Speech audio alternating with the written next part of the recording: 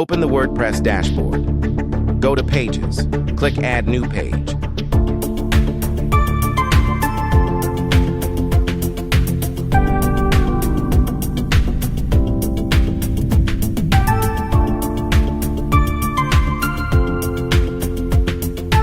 Click Add Button.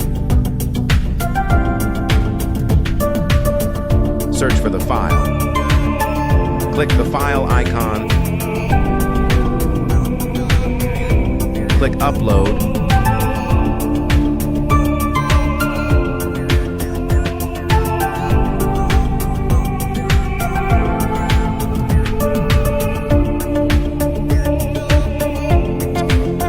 Click Open in a new tab. Click Publish.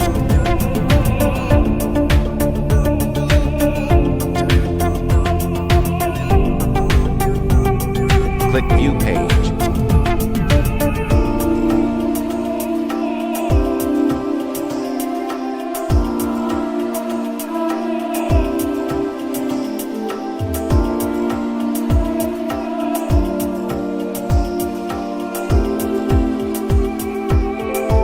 Click the link in the bio to sign up wplearning101.com and start learning WordPress today.